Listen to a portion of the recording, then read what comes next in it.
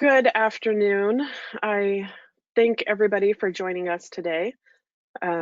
We have a lot to talk about, and a lot of things are moving day by day. So it's going to be an interesting year moving forward with hemp.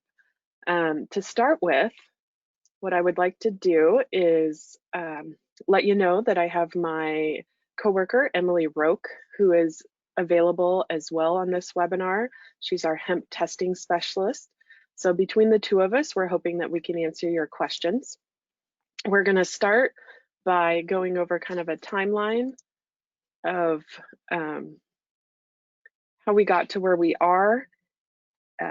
Primarily what we want to talk about today are the ODA proposed rules and the USDA state plan. We know there may be some questions regarding EcoTest, and so we will address that as well. So if you can bear with me, I'm going to try and share my screen. And it's been a full day.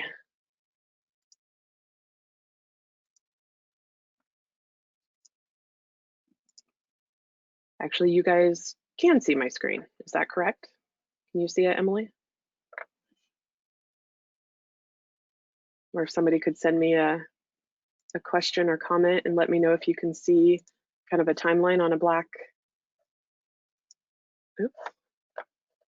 Yes, okay, thank you very much. And I apologize because it's kind of on a different screen off to the side.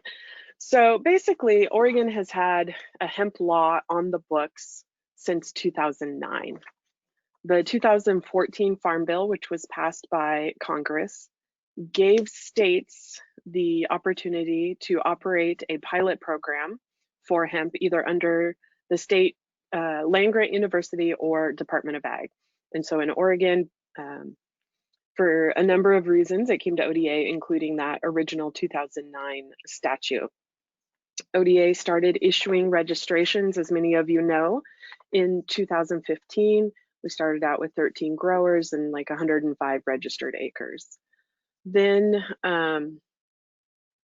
another major statutory change or bill that was passed by the Oregon legislature was in 2017. They said that anything that was going to be used for human consumption, and they defined that to include inhalation, i.e. smoking or vaping, applications to the skin or hair, or ingestion would be tested following the marijuana testing requirements.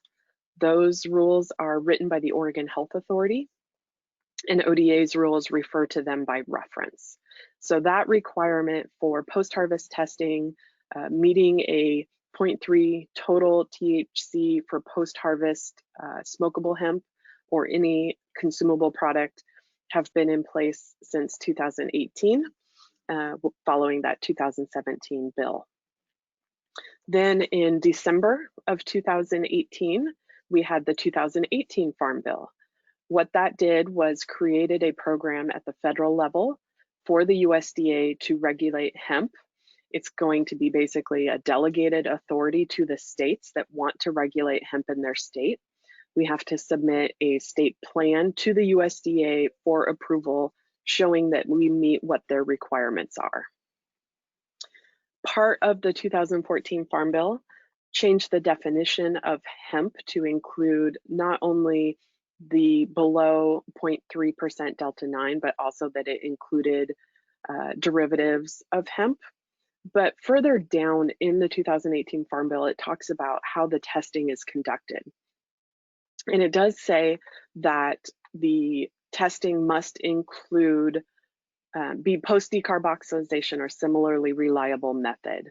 And just a quick chemistry background, if you haven't heard me talk about this before, we have Delta 9 naturally occurring in the plant material. That is an intoxicating cannabinoid in cannabis. Typically in greater quantities, we have THCA, the acid form. And when you heat that plant material, that THCA is converted to Delta 9. And so knowing that the federal requirements were going to be for what we usually refer to as total THC, ODA put rules into place May of last year that started requiring a total THC for all pre-harvest test results to be for a total THC. And so that brought us into alignment with post-harvest testing requirements. So again, starting January 1st of this year, we require a total THC for both pre-harvest test results to qualify the plants as hemp as they stand in the field, and for any post-harvest testing that's required. This is not something that is going to change following the continuing resolution that we will talk about here in a second. The USDA put out interim final rules, or IFR, on October 31st of 2019. And again, the 2018 Farm Bill said that states could continue to operate under the 14 Farm Bill for a year after the USDA put out their rules. So because they put out their rules on October 31st of last year, Oregon had until October 31st of this year to submit a state plan to the USDA for approval. In order to do that, we had to make some changes to the program, and we do that through rulemaking process. So the department drafts rules, we run it by a rules advisory committee with members representing all parts of the industry, to include OSU's Global Hemp Innovation Center, various lobbying groups, other ag industry, ag hemp representatives, processors, growers. And then we take those comments and put proposed rules through to the Secretary of State. Once we've done that, then we open them up for public comment. And so that's primarily what we wanted to have this Q&A, is so that you could ask any questions in preparation for submitting any public comments you may have. Once we receive those comments, then we can take them into consideration, make any changes, and file those rules and make them final. Because again, we had to meet that October 31st deadline, we submitted proposed rules to the Secretary of State on August 1st. And then we had to meet a 60-day deadline with USDA for them to review our state plan. So we submitted a draft state plan to the USDA on August 15th, and it primarily included those proposed rules. That way, if they had concerns about that draft, they could let us know and we could make any changes prior to finalizing those rules. So we've been operating under this assumption that we had to meet the October 31st deadline. That all changed yesterday. So I appreciate some grace as we, as an agency, try and figure out what we were going to do moving forward. But basically what changed was there was a continuing resolution at the federal level, and included in that continuing resolution was language that moves that October 31st deadline to September of 2021. So Oregon no longer has to meet the deadline in order to continue operating under the 2014 Farm Bill. And so what we anticipate doing is looking at what USDA is going to do. We're going to extend the public comment period for the proposed rules that we have currently. That will be extended out to November 6th, and we will follow up with an email to the email list. We will also, sorry, let me look at my notes. Determine what rules we want to go ahead and file and what rules we will pull back. Some of the rules that we had proposed were to improve the program while we had it open in order to meet the USDA requirements.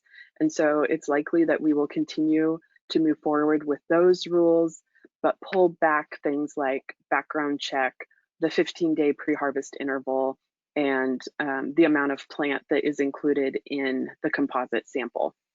Those were all being put in to meet the USDA interim final rules, and because we now have this grace period, we no longer have to meet them by October 31st. But again, I want to emphasize this literally happened yesterday, and so it's going to take the department a little bit of time to read through and work with USDA to determine what they plan to do moving forward. So again, public comment period will be extended. We will still hold the public hearing for verbal comments virtually next week. The written comments can now be submitted until close of business on November 6th.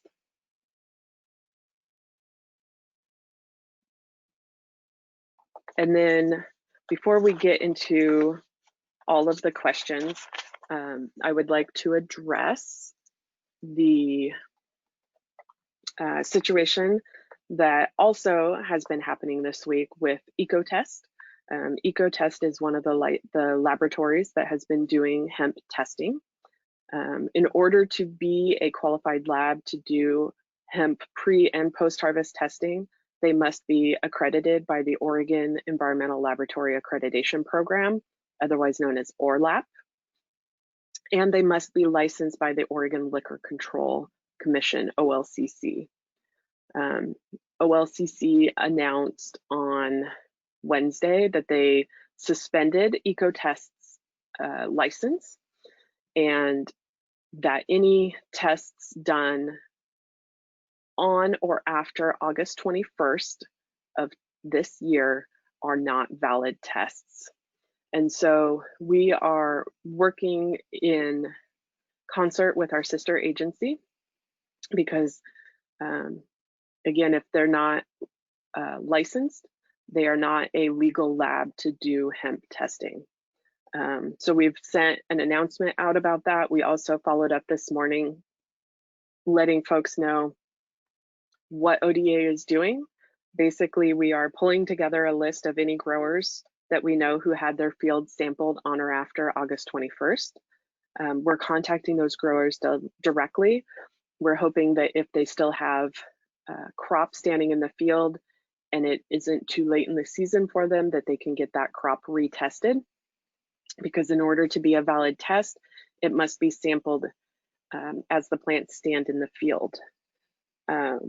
We're letting those growers know that any test results they might have from EcoTest are not valid. And then for those who have already harvested or can't otherwise have that crop retested, we are having internal discussions to see if there is any opportunity that we can move forward without requiring a crop destruction. So that's kind of where we are for EcoTest. If you haven't heard about that or you have other questions, we're happy to take those questions today. Keeping in mind again that it's been a day or two and there's a lot going on.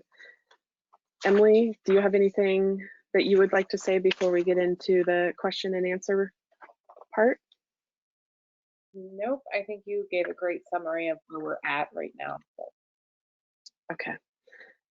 The other thing I want to say is it has been a rough year and a rough month for all Oregonians, and we want to extend our sincere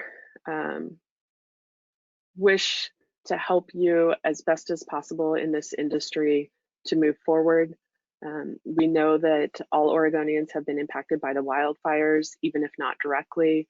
You know, we have family and friends that have been impacted. And so there's a lot going on.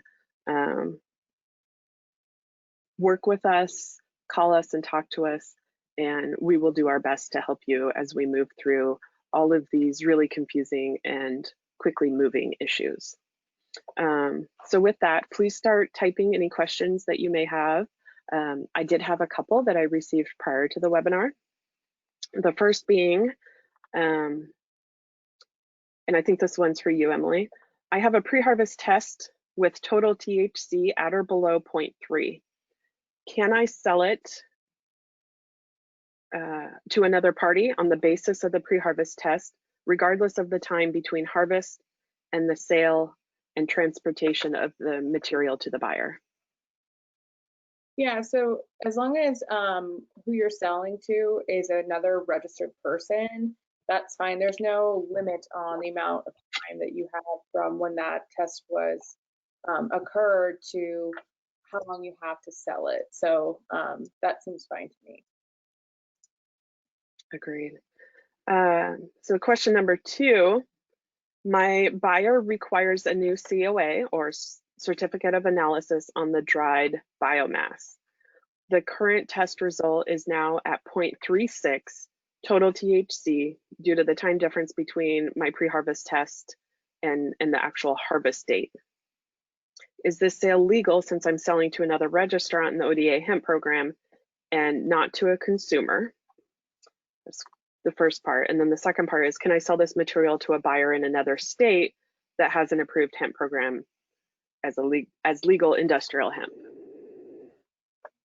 Okay, so for the testing question, yeah, as long as you pass your pre-harvest compliance test, that's okay for it. You know, it's understandable that it goes up over time between that time that you were harvesting. So yes, as long as that person is another registrant, then and as long as, you know, they're not going to be selling that to a consumer until they get that THC level down to passing, that's fine. So Sunny, do you want to talk about the other state sales? Yeah, I'm happy to talk about it. There is actually a criminal statute in the state of Oregon that says you cannot import or export any plant material that is above 0.3% THC. It doesn't talk about total or otherwise. And therefore, if you have this test that shows 0.36, you could potentially be violating that criminal statute if law enforcement decided to pursue it, and it is a felony under state law. So I don't recommend exporting that plant material to another state, regardless of what their hemp laws are, because of that Oregon statute. And Scott, I'm sorry about not having the stuff on my screen big enough. I'm happy to email you the screenshots that I was showing later if you like. Okay.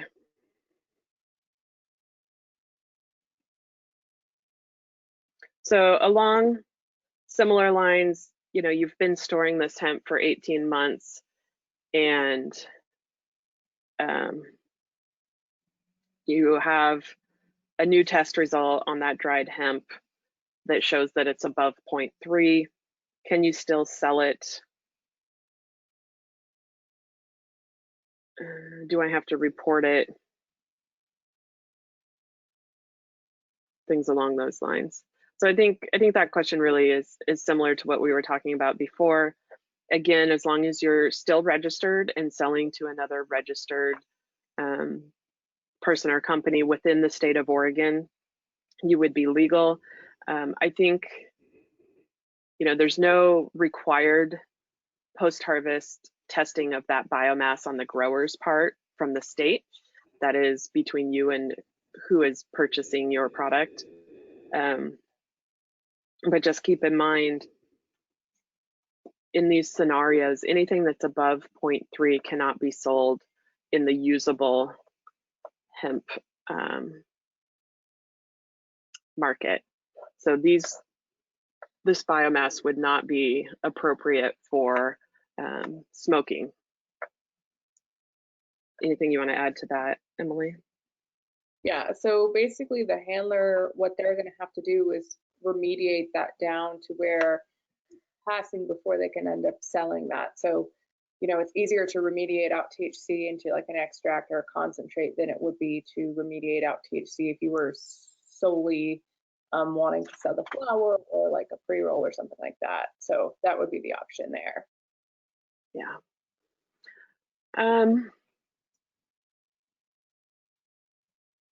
So the next question I have here is, can you clarify the legal THC limit extending through September 2021? Does total THC need to test at 0.3 or under, or is it Delta 9? I'll take this one, take a stab at it. So that is a state law, and state law has not changed because of the extension to meet the federal USDA rules. And so as I mentioned earlier, Oregon passed rules last year requiring all tests to be for total THC. So that is state law that started in January of 2020 and will continue and does not stop because the USDA, we have that extension under the USDA state plan.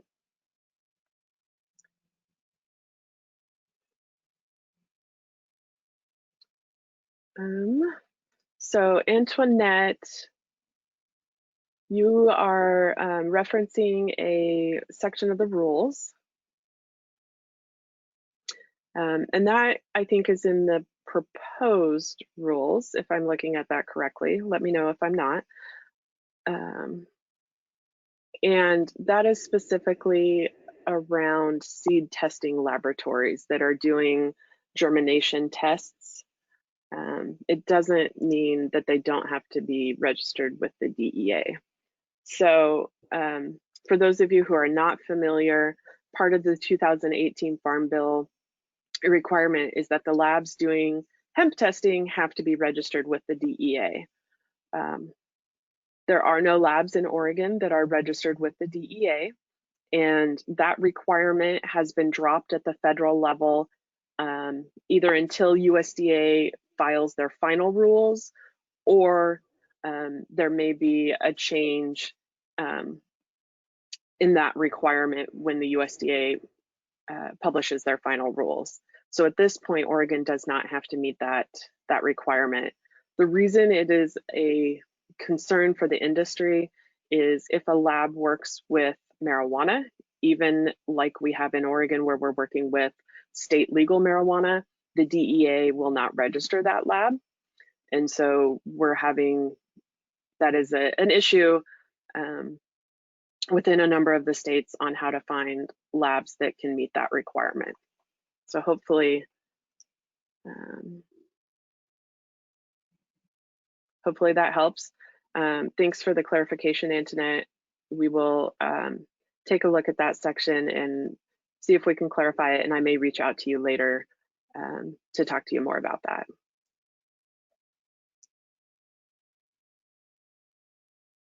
So the next question, does that apply for plant-based or oil? For example, if you're sending crude from one qualified lab to another federally qualified lab. You want to take a stab at that, Emily?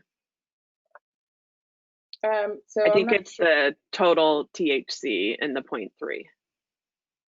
Oh, okay, yeah. So, I mean, for an extract, it has to be, you know, before you sell it to a consumer, it has to be at or below that 0.3% total THC. Was that what you were asking?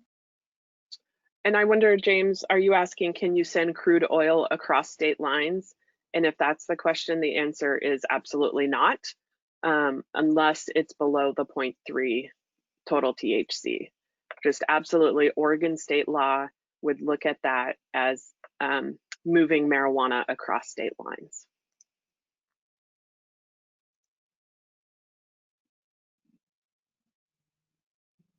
So does the state law for total THC apply to only crops grown after the law was passed? Does Delta 9 apply to crops grown before the change? Yeah, so that rule began being implemented on January 1st of this year. So anything sampled on or after January 1st of this year is tested for total THC, and it needs to pass or fail based off of that. Anything that was grown before that date, like for example, if you grew last year and you passed under your Delta 9 THC requirement, that test was still valid and you're still allowed to sell that to another registered person. It's anything you had tested after January 1st is for total THC. Thank you. Okay. So James says that was what he was asking. Okay.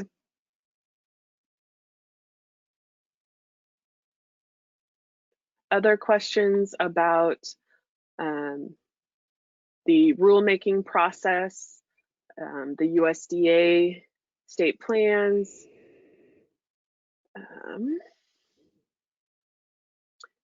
Is there anything in the proposed regulations to let accredited labs to further process extract.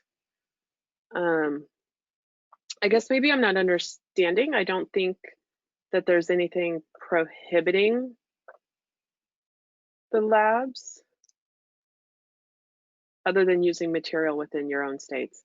Not currently. So the thing that we all have to remember is that the USDA rules only apply to growers. They stop at the farm gate. And so how states handle anything after that is going to be at the state level, or when it becomes a food or a food additive, then it becomes a Food and Drug Administration or FDA regulation, and that's a whole nother webinar. So currently there wouldn't be nothing in the USDA rules or the Oregon rules around moving crude oil between states.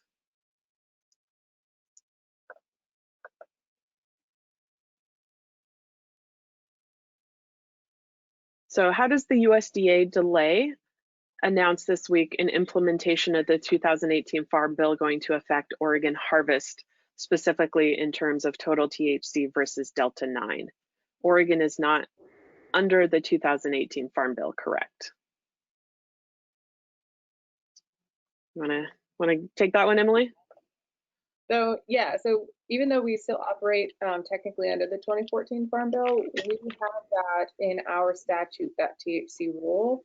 So that also needs to be followed too. So the total THC is an OAR rule now. So that's how we're going to base our testing. Yeah, it's not statute, it's rule, and we have that ability to do that. Yeah. So again, the USDA piece doesn't affect the fact that Oregon chose last year to put that into place for this year. What I think the delay in meeting the USDA rules does is, at least for this year, doesn't cause confusion on people who might be harvesting their crops in November, December, and which rules would they be subject to, 28-day pre-harvest or 15-day pre-harvest, and which portion of the plant would be sampled. That's the piece that it actually makes it easier for people. You meet the Oregon law, 28 days prior to harvest, total THC. Can you speak on the proposed IFR on work in progress extracts? I think you're referring to the DEA interim final rules, where they are looking at the definition in the 2018 Farm Bill and saying that because it says that everything has to meet the 0.3, that those work in progress extracts or crude oil don't meet that definition. That's outside of what ODA does, so I can't really address that. But I would encourage people who have concerns about that or interest in that to take the opportunity to submit public comments to the DEA while they have those open. I can't remember the exact date, but I think it is also sometime in the month of October. So definitely take a look at that if you are somebody that works in the handler space, because that could potentially affect you. Thanks, Mike. October 8th is that deadline. So I thought that was the USDA deadline. So we really, and I apologize for the confusion, we've got multiple deadlines going on. So we are extending, October 8th, sorry, is when ODA is going to hold a public hearing on Oregon's proposed rules. And if I'd have known that that date was also the date that USDA was closing for public comment, I would not have chose that date, but it was a date that was free on my calendar and I knew I would not be working from home with my kids. So I apologize for that. And so maybe the DEA deadline is October 8th. So I will try, and maybe Emily can help me remember when we send out a follow-up to this, we can include what those deadlines are exactly in that email so that we all are on the same page and not getting confused. So thank you for bringing that up, Mike. So the other question is USDA considering increasing the THC threshold from 0.3% to a higher level. Again, I cannot speak for the USDA. That 0.3 threshold is in the 2018 Farm Bill, so the USDA themselves cannot make a change on that. They can, however, where that change would have to be is in Congress. So similar to what happens in Oregon, where our state legislature has to make statutory changes, and then we can write rules to implement those changes, Congress would have to change that 0.3%, maybe to 1%. I know that's what a lot of the industry is lobbying for, and then the USDA could change that in their rules.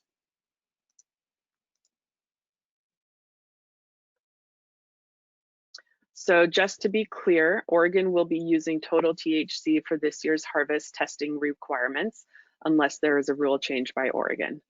That is correct, and there will not be a rule change.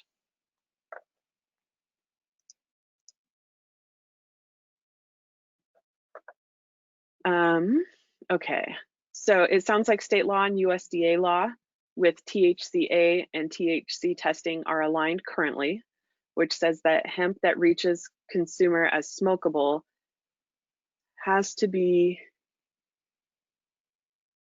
THC in the combined at or under 0.3, regardless of when it was harvested. Do I have that right? Emily? Yeah. So that it needs to be the pre-harvest test accounts for THCA and Delta 9 currently.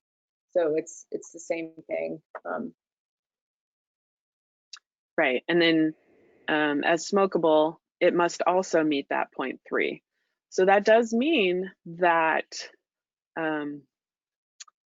depending on how long you waited, if you waited that full 28 days after you had your pre-harvest test done, and then you dried that plant material, that it would not be legal to include it in the smokable market because you would not be able to sell that dried plant material as 0.3 or under.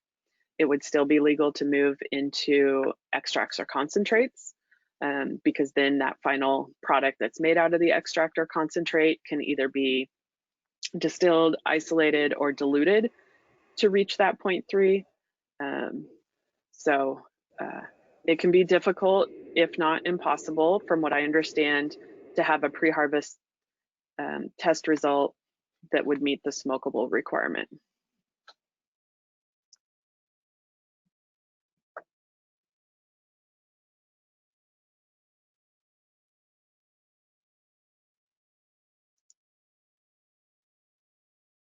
Okay, so what I would like to do is let folks know we are recording this, so we will be posting it hopefully next week on our website and on ODA's YouTube channel. When we have that available, we will send out a link. We will also include the new comment deadline for Oregon's proposed rules, the USDA comment period that is open. We will include that date, and then the DEA comment period that is open. So we will include all three of those dates.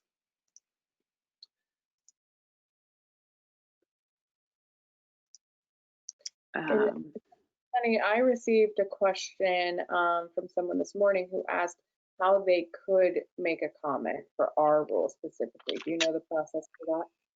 I do, yeah. So in the comments that are, the proposed rule document that is linked on ODA's website, our rules coordinator, Amy Bingham, is included. Her email is included in there, and you can send those to her. You can always send them to Emily or myself or the ODA Hemp email, and we will forward them to her. So that's for written if you want to send it, or you can mail written comments to the department, or we will still be holding the virtual public hearing next Thursday to take verbal comments as well.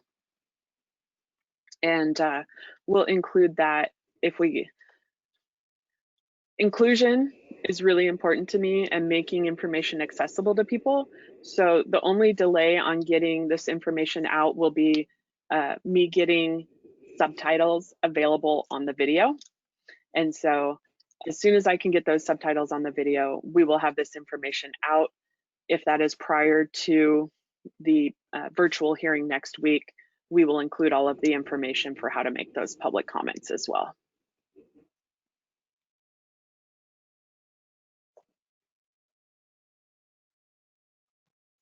Okay, well, 40 minutes. I kind of thought you all were going to swamp us with a lot of questions.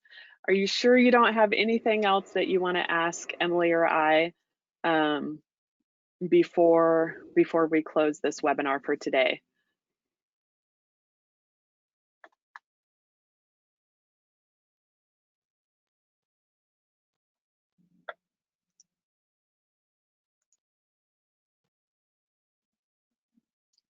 I really appreciate everybody taking the time. Again, I know this really wasn't the best time probably for most folks, given the fire and given harvest, but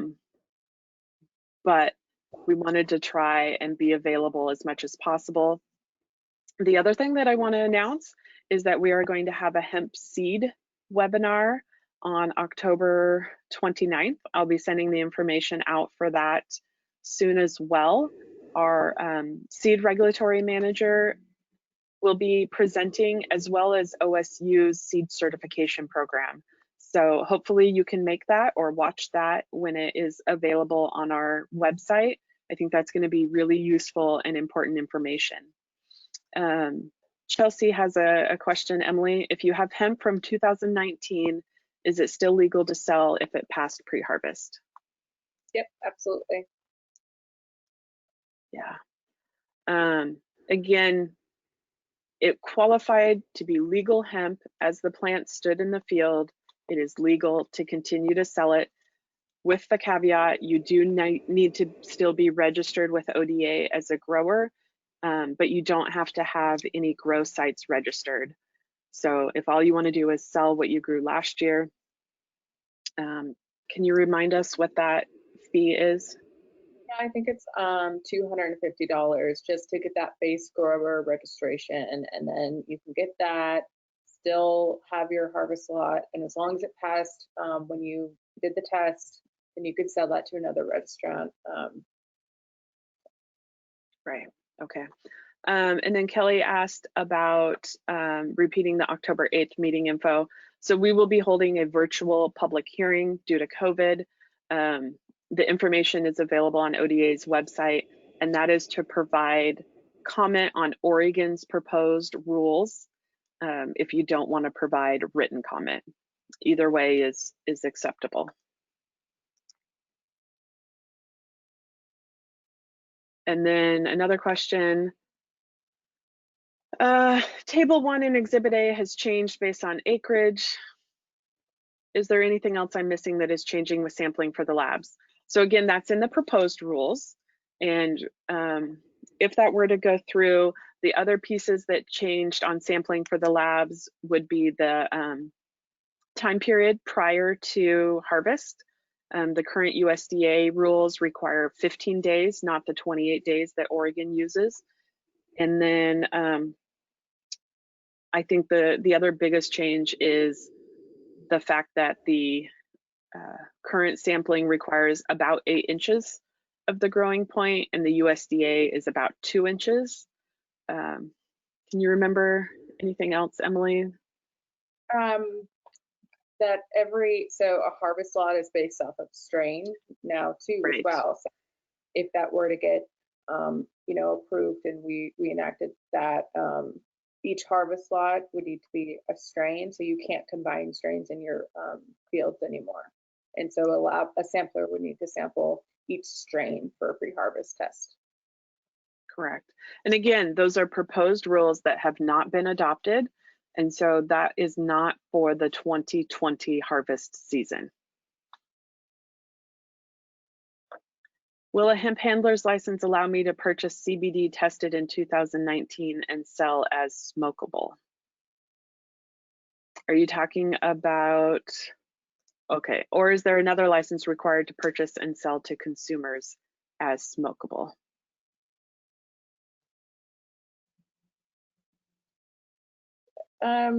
Yeah, so I guess if you're taking a product that is already passing, if you bought um, smokable hemp already that was processed and it maybe passed all of its compliance testing, and just taking that item and selling it to a consumer, I don't believe you would need a registration, as long as you're not the one doing the actual processing. If you wanted to take something that kind of was already minimally processed and turn it into something else, um, we still don't technically require registration for that.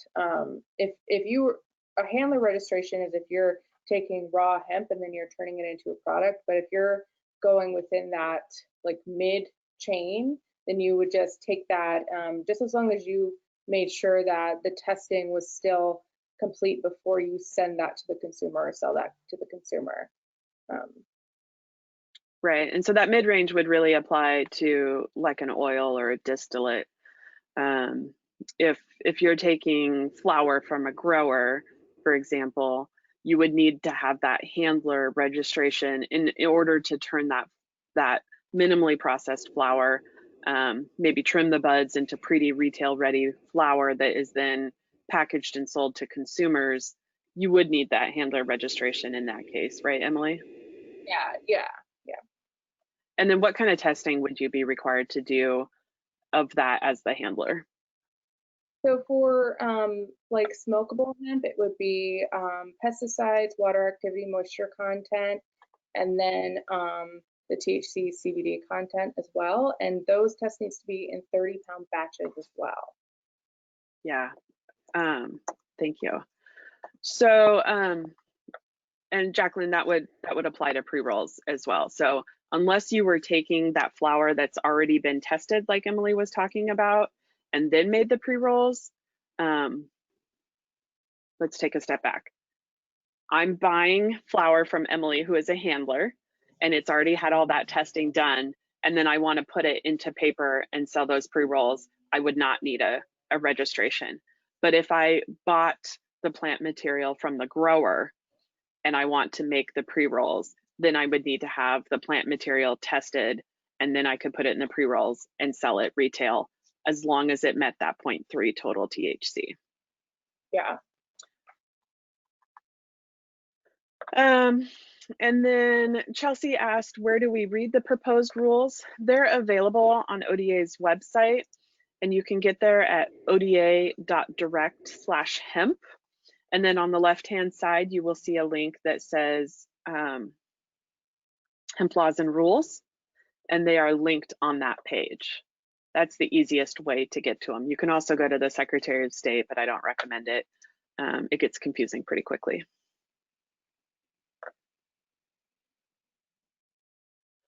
So another question Antoinette has says, beginning January 1st, 2021, the lab shall report test results for all samples to the US Department of Agriculture. Again, that is in the proposed rules. That is not a current regulation. And that is probably one of the pieces that we would be pulling back on until we have an approved state plan with USDA.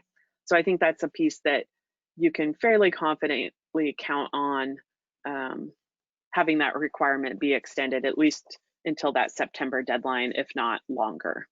So just to be really clear with everybody, there's current state law and then there's proposed rules. You do not have to meet any of the requirements in the proposed rules until they have been finalized.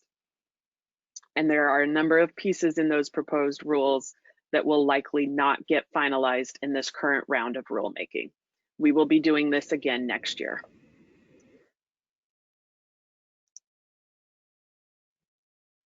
Okay, and then Kim asks about food safety standards that ODA uses when inspecting licensed extraction labs. That's actually through our food safety program. That's not part of our hemp program.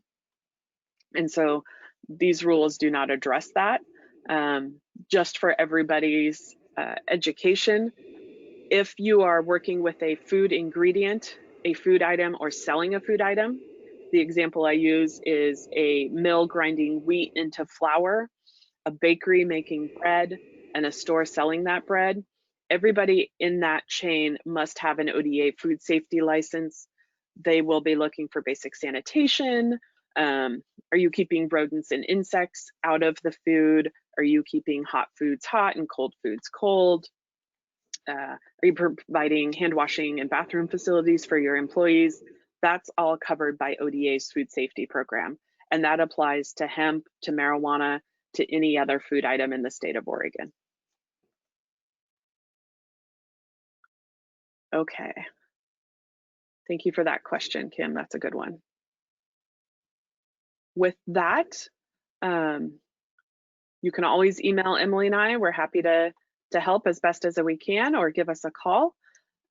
We again appreciate your time, and I'm sure we will see some of you. Oh, we've got a couple more questions. So given the change by USDA from October 31st to September 21st, 2021, will ODA be extending the time period for public comments? Yes, that's where that October 16th date is going to be moving to November 6th. Again, that'll be listed in the follow-up email that we send out. Ron has a question.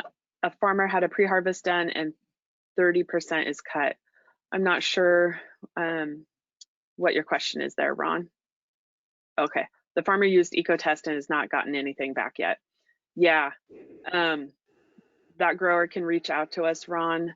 The way the current ODA rules are, if they do not have a valid test report, they would likely be subject to crop destruction.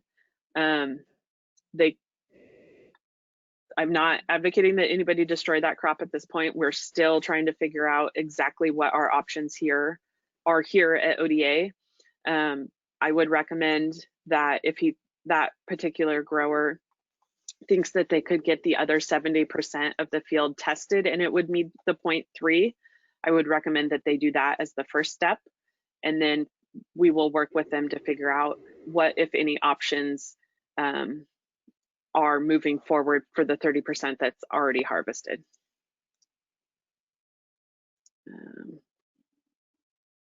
Okay, and then email addresses. So let me post that. And it's pretty easy if you know our names, but most of you don't, so I understand that. There we go.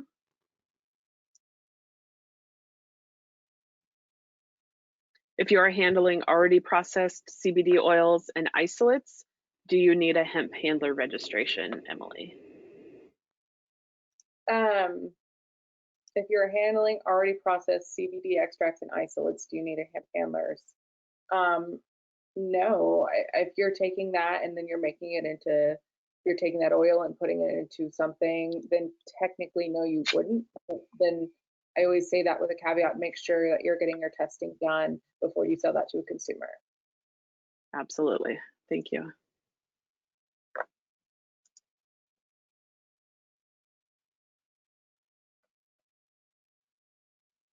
You guys are great. Every time I think we're going to wrap up, you come up with a couple more questions. So I'll pause this time and just wait a second. Okay. Samplers and lab staff don't need hemp handler licenses, correct? So Emily, do you want to talk about what they do need, including our attending our training? Yeah, so, and I'm not sure if in the proposed rules it says that every lab employee needs to attend the annual sampling by ODA. So there's that. We're going to be trying to do that every year and have a virtual option so that it's not just a select few people or like the lab owner that gets to see it. It's everybody who's going to be out in the field sampling. So I think that's going to be really great. Yeah, is there something I'm forgetting? And I'm typing it so some people can see it written. They do need that ORLAP accreditation and OLCC licensing for the laboratory, and then ODA annual training.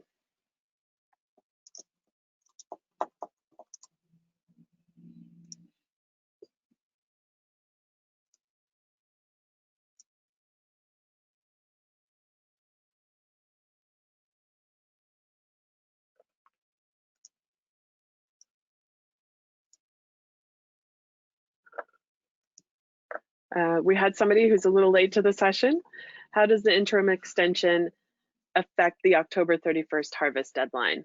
There will be no changes for the requirements for pre-harvest testing and harvest, crazy using the same words, for the 2020 growing season.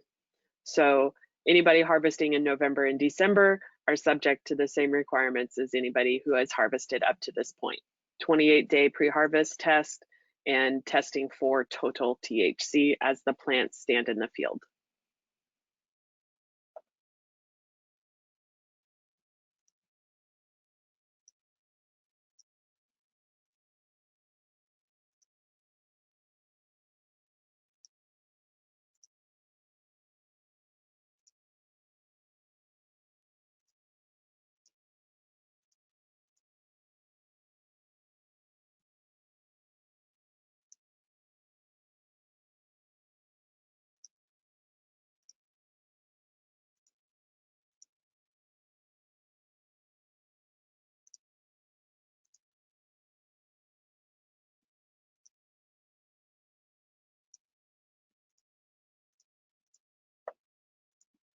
Okay, we're gonna call it good this time. No more questions.